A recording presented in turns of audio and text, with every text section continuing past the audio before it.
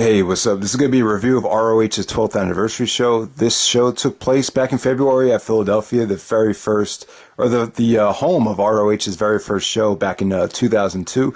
So I'm glad they brought the anniversary show back to Philly. I wouldn't say it was one of the better anniversary shows, not even as good as the 11th anniversary show, but considering the state that the indies are in right now, I felt like it was a solid show from ROH from top to bottom. So we started off the night with wrestling's last real man, Silas Young, taking on the new babyface, Matt Taven. Silas Young, he pretty much dictated the tempo, slowed down the match, but surprisingly, and I say kind of surprisingly because Philly is a very, very tough crowd, especially on baby faces, but they were pretty much behind Matt Taven.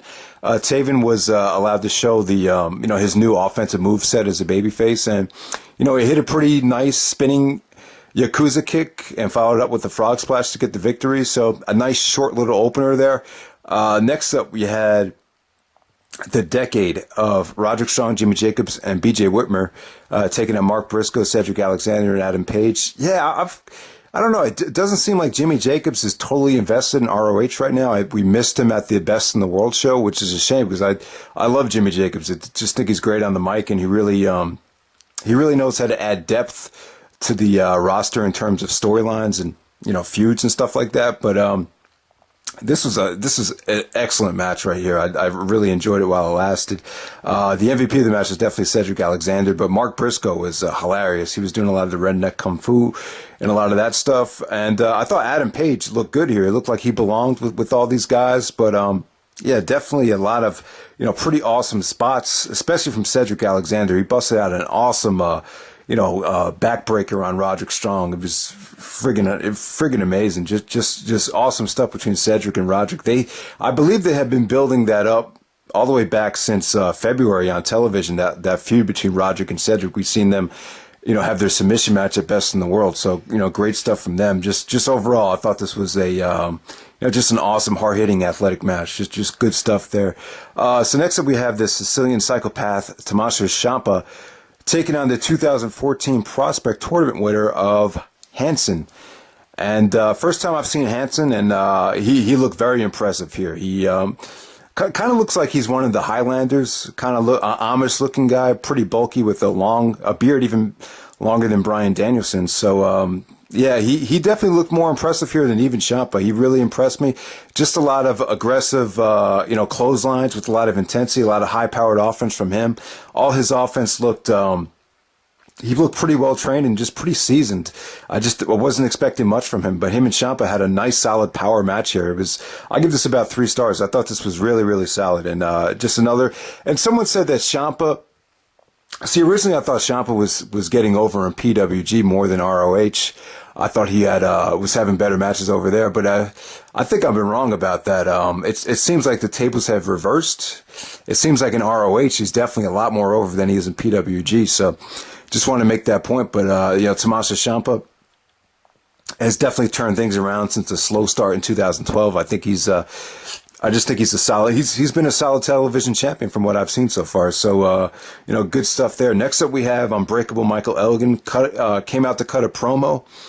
Matt Hardy, his flight got canceled from North Carolina. So this is one of those. Elgin gave an opportunity to someone that's been struggling on the indies. I don't remember his name. He was a bald-headed dude, a lot of tattoos. Steve Corino said he's been on the indies for almost 10 years. I think his name is Rory something, but they don't have his name listed on the DVD. But these type of matches, Danielson's done this. He used to do this type of stuff during his ROH title reign, even when he wasn't the champion. I think it works better with a mat-based wrestler like Danielson. To carry these kind of green workers to pretty solid matches. But with Elgin, he's more of a power guy. So it's a little bit different. I felt like the match kind of dragged a little bit. It just seems like the fans were expecting Elgin to squash this guy, and it kind of went on a lot longer than expected. Elgin did some beautiful deadlift German suplexes though outside of the ring, and suplexing the guy back into the ring. So a lot of high powered moves from Elgin. But overall, I think the match just kind of dragged a little bit too long. But definitely good showing from Elgin. It's a shame he was kind of wasted on the show. Would have been nicer if he was in a higher profile match. That originally was supposed to face Matt Hardy. So next up we have Jay Briscoe taking on Michael Bennett with Maria. You know, Briscoe, Jay's an awesome brawler, man. He's probably the best brawler we've seen since Stone Cold Steve Austin. You know, just a lot of awesome, strikes and punches from him. Only problem with this is, Bennett's still not really impressing me. Just another, slow-paced, half-assed performance from him. I just felt like he failed to meet Briscoe's intensity, and the match kind of came off flat. Still solid stuff, but, I'd probably say this is one of the weakest matches of the night. This was actually for Jay Briscoe's real world championship, and he successfully retained. It immediately followed the Elgin match, so you didn't see Jay come down with the belt. And most of the crowd probably didn't even know it was for the real world championship. So next up, one of the best matches of the night, we had Kyle O'Reilly and Bobby Fish, Red Dragon, taking on Adrenaline Rush of ACH and Tadarius Thomas. I would say that this turned out a lot better than expected. I think they had a match at Final Battle. I think this was a lot better than their match at Final Battle. I'm not that high in ACH and Tadarius Thomas as a tag team. I feel like they could find a better tag team partner for ACH. That would have been awesome if ACH and Rich Swann would be able to tag up together. But because of contract situations, we'll probably not see Rich Swann in ROH for quite some time. But this was good. Tadarius was kind of limited here. He wasn't as exposed as he was in some of the other matches. ACH really carried the bulk of the match. Some interesting stuff though. ACH was trying to get under Bobby Fish's skin in the beginning of the match. And, I remember what True Slayer said during his last review. He was saying that, ACH is kind of seen as a pain in the ass in the ROH locker room. And maybe that's why he's not getting a singles push, which some people think he deserves. And Bobby Fish just said, no wonder Kevin Steen hates you. I was like, whoa, where did that come from? So, yeah. But overall, man, just an excellent tag team work from, I thought Fish looked excellent here. This is the best I've seen Fish look in quite some time. Usually gets overshadowed by O'Reilly, but, just great tag team work from them. Just very, very crisp double team moves. O'Reilly with a beautiful counter to ACH's frog splash with a triangle choke. It looked like ACH was going to counter out of it, but as soon as he stood up, he started tapping out. So just an awesome finish. There was a lot of good near falls, and you legitimately thought Adrenaline Rush had a chance of winning the belts. There was actually a spot where I think it was ACH. He got his foot on the rope, and the referee actually counted 3, so they had to restart the match over again. So just a lot of good drama, a lot of high spots, a lot of good, technical wrestling here. Just the fans actually loved this match. It's tough to get the Philly fans going, but this got a solid "This is awesome" chant. Just really, really good stuff. Arguably, probably the match of the night. Next up, we had the phenomenal AJ Styles taking on Jay Lethal. These two guys have been in TNA for years. They're both freed up from TNA. I don't remember them ever touching in TNA. Maybe they did when Jay Lethal was really young, but not to my knowledge. But great to see AJ Styles back in Ring of Honor. This is only the second time I've seen him wrestle. I saw the Roderick Strong match.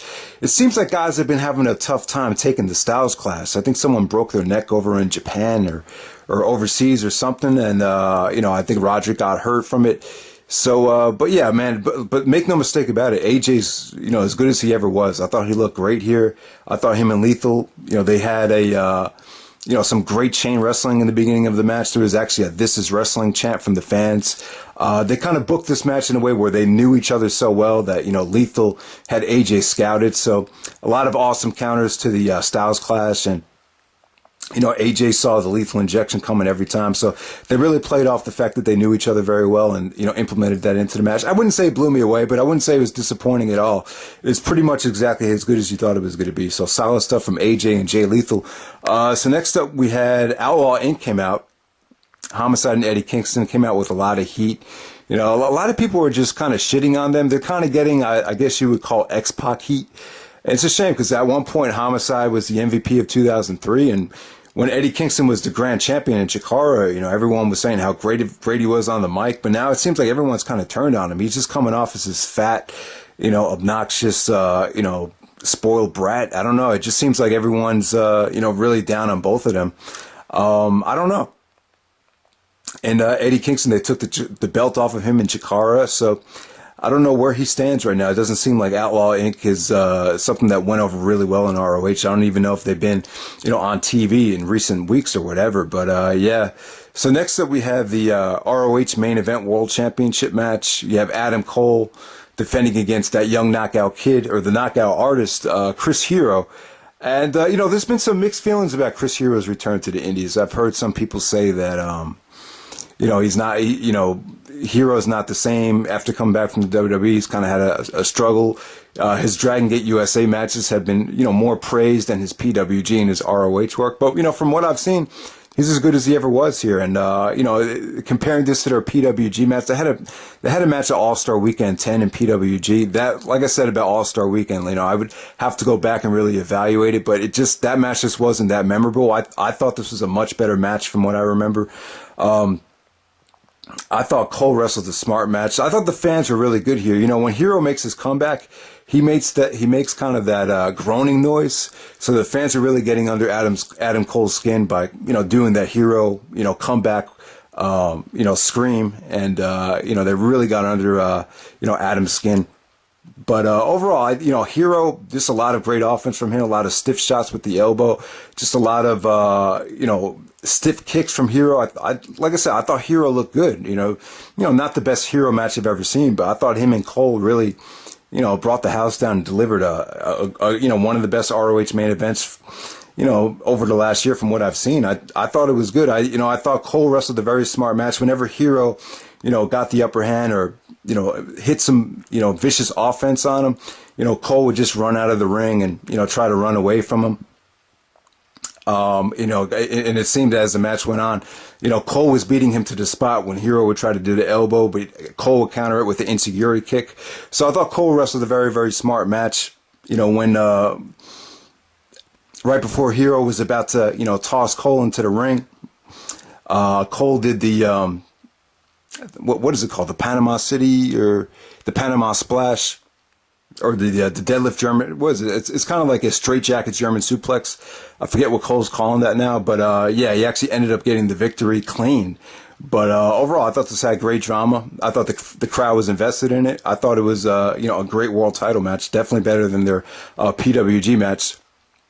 So now next up we go to the unsanctioned Philly street fight. We have Mr. Wrestling Kevin Steen versus Cliff Compton.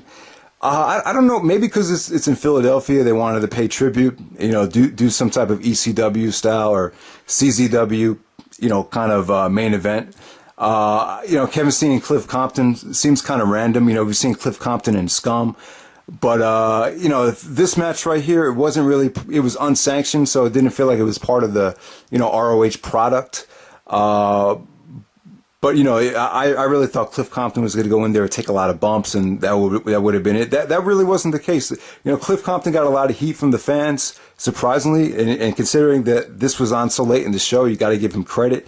Steen took a lot of the bumps, man. There was a lot of vicious bumps, and, I figured Compton would take the bulk of the bumps, but, Steen took some pretty nasty stuff. He took like a power bomb on 4 different chairs. There was two different tables set up, and Compton actually tossed Steen onto 2 different tables. That was a pretty nasty bump. Cliff Compton actually took a package power driver on a ladder. So, the ECW, Philly fans really loved this stuff. This definitely got a great reaction for how late it went on in the show. Probably not everybody's cup of tea, but Kevin Steen wanted to, go out there and wrestle, that Philadelphia ECW, CZW, bloodbath type of, hardcore match. And, it delivered for the fans.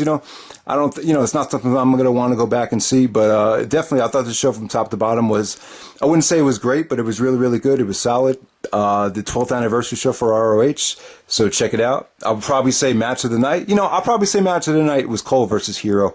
And the tag match is probably a strong second with Red Dragon and Adrenaline Rush.